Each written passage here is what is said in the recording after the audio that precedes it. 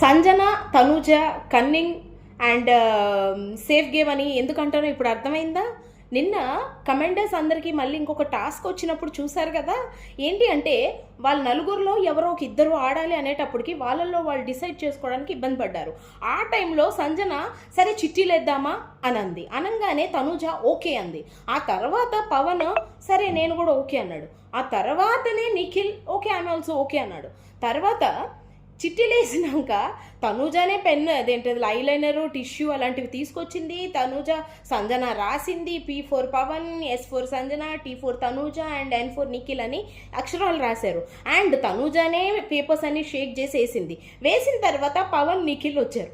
వచ్చిన తర్వాత సంజన సప్పని నోరు మూసుకొని వెళ్ళిపోయింది. ఇక తనూజ మళ్ళీ ఆడవటం స్టార్ట్ చేసింది. తర్వాత కూర్చున్నప్పుడు అసలు ఈ చిట్టీలు అనే మాట ఎత్తింది ఎవరు అని అడిగింది. అడగంగానే పవన్ ఏమో సంజన ఏమో పవన్ని చూపించుకున్నారు, అన్నీ కనిపించింది.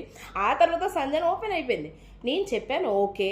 ఆ తర్వాత నువ్వు కదా ఒప్పుకున్నావు పేపర్ తెచ్చింది నువ్వే, పేరు ఏమంటారు ఐలైనర్ ఏదో సంథింగ్ తీసుకొచ్చింది నువ్వే, చిట్టి ఎగరేసింది నువ్వే, ఇప్పుడు నీ పేరు రాకపోతే కాదంటావా?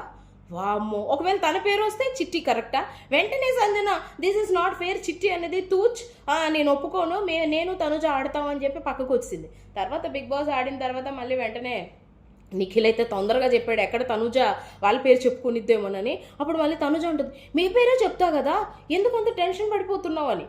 వెంటనే ఇంకా నిఖిల్ ఏమంటాడు పవన్ అనమాట. ఫస్ట్ నిఖిల్ వెళ్ళాడు. ఇటువైపు నుంచి ప్రజా వాళ్ళ నుంచి గౌరవ్ అండ్ భరణి గారు వచ్చారు. వాళ్ళకు ఒక టాస్క్ ఇచ్చారు. అండ్ ఇక్కడ హైలైట్ ఏంటి అంటే అది నెక్స్ట్లో చెప్తా.